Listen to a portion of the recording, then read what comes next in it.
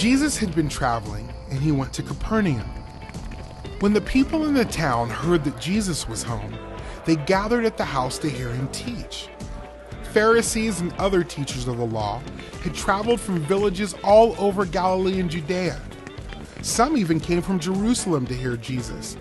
So many people came that they stood in the doorway and there was no more room for anyone else. Just then, 4 men came to the house. They were carrying their friend on a mat because he could not walk. They wanted Jesus to heal him, but they could not get through the crowd. So the men carried their friend up to the roof.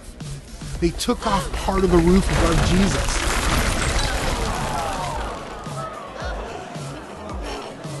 Then they lowered their friend through the crowd so that he was right in front of Jesus.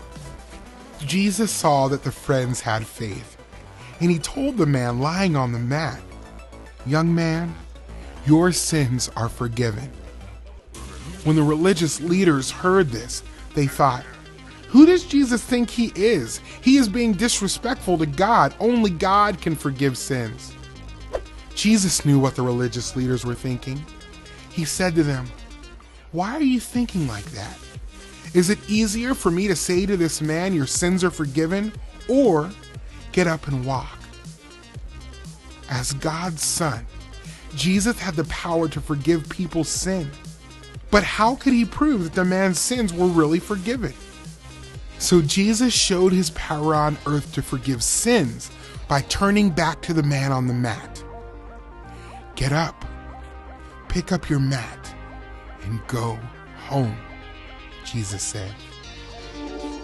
The man, who had been unable to walk, immediately got up. He picked up his mat and he went home just like Jesus commanded. Everyone in the crowd saw what happened, and they could hardly believe what they had seen. They praised God and said, "We have never seen anything like this." The man who was paralyzed needed to be healed. Jesus knew this and did something even greater. Jesus forgave his sins, and then he healed the man. Because Jesus is God, he has the power and authority to heal and forgive.